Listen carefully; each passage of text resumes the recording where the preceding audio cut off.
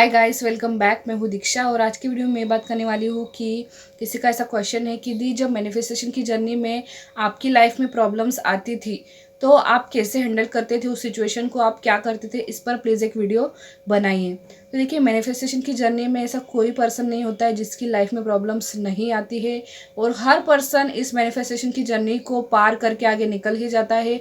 सिर्फ अंतर होता है, सबका टाइमिंग अलग अलग होता है। किसी को 1 साल लगता है, किसी को 2 साल, 3 साल, 4 साल लगता है, किसी को 15 और किसी को 20 साल भी लग जाते हैं। अभी हाल ही में मैंने एक कॉमेंट रीड किया था तो उन्होंने मुझे बताया कि मुझे लगभग 20 साल होने आए हैं।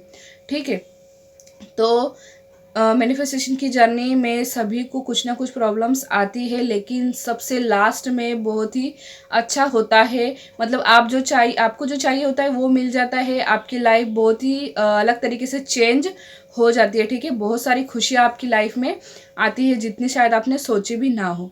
तो उनका क्वेश्चन है कि दी आपने कैसे हैंडल किया था। तो देखिए, मेरी मैनिफेस्टेशन की जर्नी में भी काफ़ी सारी प्रॉब्लम्स आई थी। जैसे कि मैं अगर कहूँ तो फाइनेंशियल प्रॉब्लम आई थी। मेरे पापा ने मेरी जॉब छुड़वा दी थी। ठीक है, और उनका कहना ये था कि कहीं और जॉब ढूंढ। मैं स्कूल में पढ़ाती थी और वहाँ पर सैलरी कम थी, तो उनका कहना था कहीं और जॉब ढूंढ। फिर मैंने कई सारे जॉब इंटरव्यूज़ दिए अलग अलग जॉब्स के लिए। ठीक है, मतलब एक तरीके से ठोकरें खाते हैं ना इंसान, उस तरीके की ज़िंदगी मेरी हो गई थी उस टाइम।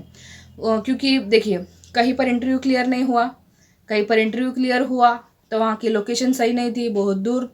फिर लोकेशन सही मिली कहीं पर तो फिर वहाँ पर सैलरी कम थी, फिर कहीं पर सैलरी कम मिली तो टाइमिंग सही नहीं। तो मतलब फाइनेंशियल प्रॉब्लम मेरे को बहुत ज़्यादा आ रही थी, और फैमिली के साथ भी कुछ मेरी बनती नहीं थी बिल्कुल भी। ठीक है, क्योंकि यार जब माइंड ख़राब होता है ना तो हम किसी से बात करना भी हम पसंद नहीं करते, और वो भी सीधे तरीके से बात करना तो बिल्कुल भी नहीं। तो ये चीज़ें मेरे साथ हो रही थी उस टाइम।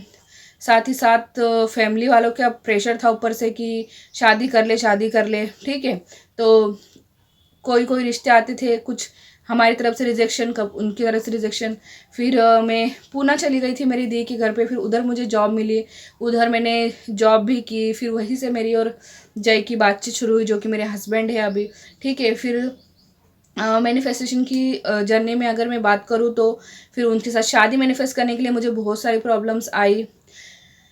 वैसे तो मुझे जब से नंबर्स दिखना स्टार्ट हुए थे तभी से मैं मैनिफेस्टेशन की जर्नी को मानती हूँ, लेकिन अगर मैं प्रॉब्लम्स की बात करूँ तो मैनिफेस्टेशन जर्नी के पहले से ही मेरी लाइफ में बहुत सारी प्रॉब्लम्स आ रही थी। जब से मैंने मेरा ग्रेजुएशन कंप्लीट कर लिया था, या फिर मैं कहूँ कि मेरा पोस्ट ग्रेजुएशन मैंने कंप्लीट कर लिया था तभी से। ठीक है, तो ये सारी प्रॉब्लम्स आ रही थी, लेकिन फिर भी मैं कहीं ना कहीं ये सोचती थी कि कहीं ना कहीं भगवान है, वो एक ना एक दिन मेरी सुनेंगे, वो सच में मेरी मदद करेंगे, कभी ना कभी तो मेरी मदद वो ज़रूर करेंगे। बस यही सोचकर मन में विश्वास रख के आगे बढ़ती जाती थी। ठीक है, फिर फिर बाद में वही सब होने लगा कि फैमिली का प्रेशर, शादी कर ले, शादी कर ले, और लड़कों का आना जाना, रिजेक्शन हो जाना, यही सब चीज़ें चल रही थी। फिर फैमिली वालों के ताने, मतलब ये सब सब कुछ होता था। ठीक है, लेकिन मैं एक ही चीज़ करती थी। जैसे कि आपने मुझसे पूछा है आप कैसे हैंडल करते थे, मैं एक ही चीज़ करती थी। बस ये सोचती थी कि यार अभी जो चल रहा है, जैसा चल रहा है वैसे चलने देती हूँ, जिनको जो बोलना है मैं बोलने देती हूँ। मुझे किसी को कोई जवाब देने की आवश्यकता नहीं है, किसी से आर्ग्यू करने की आवश्यकता नहीं है। मैं एक कान से सुन के दूसरे कान से निकाल देती थी। ठीक है, किसी से मैंने बहस करना ही बिल्कुल बंद कर दी थी। तो ये चीज़ मेरे साथ हो रही थी। ठीक है, पहले तो बहुत शुरुआत में पापा के साथ मेरे झगड़े होते थे, मेरी बड़ी बहन के साथ झगड़े होते थे, लेकिन फिर बाद में मैंने सोचा कि कोई फ़ायदा नहीं है। फिर बस चुपचाप हर चीज़ को मानती गई। उन लोगों ने जैसे जैसे रिश्ते मेरे लिए ढूंढे, बस हर किसी से मिलती गई, बात करती गई। मतलब लड़कों के पेरेंट्स से वगैरह से मिलना वगैरह सब, ये सब हुआ। ठीक है, तो इस तरीके से मैंने क्या किया कि किसी को जवाब देना ही बंद कर दिया। जो हो रहा था होने दे रही थी, होने दे रही थी।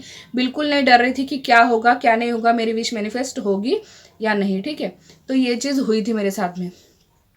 तो इसी तरीके से मैंने हैंडल किया था, और आप सब भी यही कर सकते हैं कि जो हो रहा है उसको होने दीजिए, फैमिली की बात मानिए, आगे बढ़ते जाइए, यूनिवर्स पे विश्वास रखिए। आप जो चाहते हैं वही आपके साथ होगा, और सिर्फ अच्छा ही होगा। तो मिलेंगे अगले वीडियो में, तब तक के लिए अपना ध्यान रखिएगा। Bye bye.